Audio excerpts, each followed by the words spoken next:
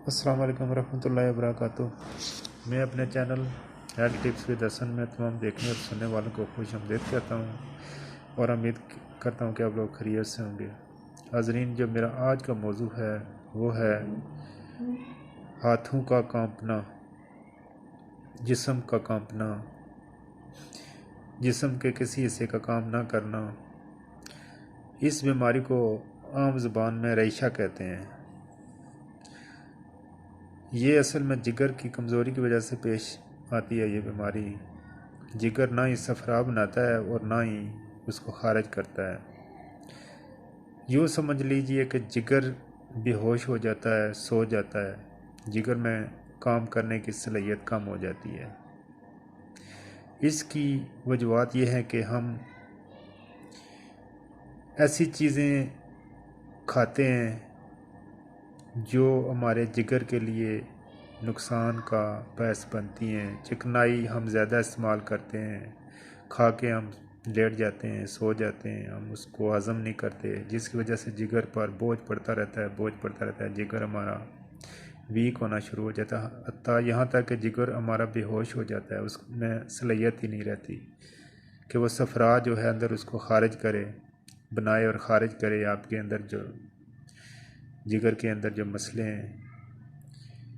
तो फिर ये होता है कि खून जो ब्लड होता है आपका, उसमें इस तरह के जरासीम और मादे जो है ना वो जमा हो जाते हैं, जिसकी वजह से बंदे की बॉडी जो है ना वीक हो जाती है। पूरी बॉडी को ब्लड सप्लाई नहीं होता, जिसकी वजह से बंदा समझता है पता नहीं मुझे क्या हो गया है। फिर उसकी जो है ना जो हाथ हैं, पाँव सुन्न हो जाते हैं, हाथ कांपने लगते हैं। कोई चीज़ बंदा उठाता है तो वो उठा नहीं सकता, उसको तरकमा सा लगता है, फिर हाथ कांपते हैं। तो इसका जो इलाज है वो मेडिकल में बहुत कम पाया जाता है, क्योंकि ये जरासीम होता है।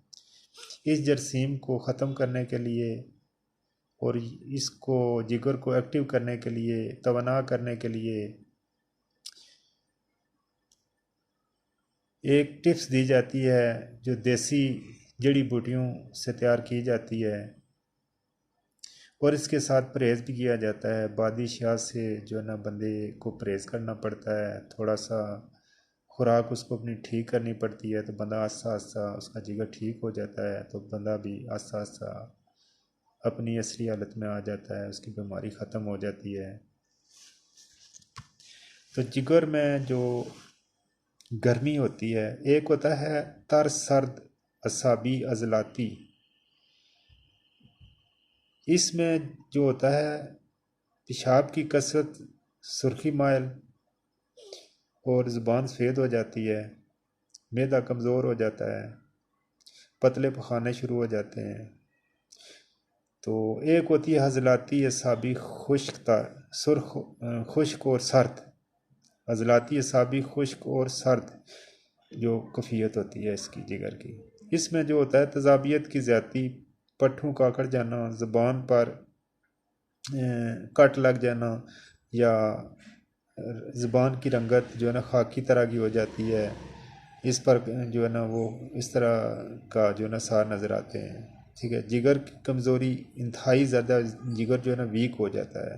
ठीक है, जिस्म में जो हरारत है और गर्मी है वो कम हो जाती है, जिगर सो जाता है। ठीक है, वो काम करना छोड़ देता है, बिल्कुल ख़त्म मतलब हो जाता है, बहुत वीक हो जाता है।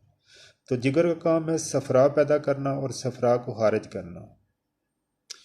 तो इसके लिए जो है ना एक नुस्खा है जो बहुत ही बेस्ट है, काफ़ी लोगों को बताया भी है, उन्होंने यूज़ भी किया है, काफ़ी लोग इससे फिट भी हो गए हैं। असल चीज़ होती है परहेज़। जो बंदा परहेज़ करता है वो जल्दी ठीक हो जाता है। परहेज़ बहुत लाजमी है। तो चलें चलते हैं नुस्खे की जानब। आप सब लोग जो है ना दोस्त भाई, अब आप जो है ना इस नुस्खे को नोट फरमा लें। जिन लोगों को ये मसला है वो इसको इस्तेमाल करें। आपने सुन लेनी है 50 ग्राम नशादा ठीकरी वाला जो आपने लेना है वो आपने लेना है 30 ग्राम। सना मक्खी आपने लेनी है 80 ग्राम, और काली मिर्च आपने लेनी है 20 ग्राम। इन सब चीज़ों को आपने सूप बना लेना है पाउडर बना लेना है। पाउडर बना के आपने इसकी 1 चम्मच आपने एक टाइम लेनी है नीम गर्म पानी के साथ, ठीक है। परहेज जो बादी शाह है, तुर्श शाह है, जो जिगर को वीक करती हैं, चिकनाइयाँ बनाती हैं, पकोड़ा समोसा इस तरह की चीज़ों से आपने परहेज करना है। और दही आपने ज़्यादा इस्तेमाल करना है, खीरा, सलाद, मूली, चुकंदर, ये चीज़ें आपने ज़्यादा खानी है, ठीक है। और इसके अलावा फ्रूट आप खा सकते हैं, जूसेस पी सकते हैं, ठीक है। बकरे का गोश्त आप इस्तेमाल कर सकते हैं। और जो मिर्च है, सुरख मिर्च, उसका इस्तेमाल आपने कम करना है। काली मिर्च करें या सब्ज़ मिर्च का इस्तेमाल करें, ठीक है। तो वॉक आप लाजमी करें, इंशाल्लाह इंशाल्लाह इसमें बेहतरी होगी। तो उम्मीद करता हूँ आपको ये नुस्खा पसंद आया होगा। इसके साथ ही इजाज़त चाहता हूँ। अल्लाह हाफिज़।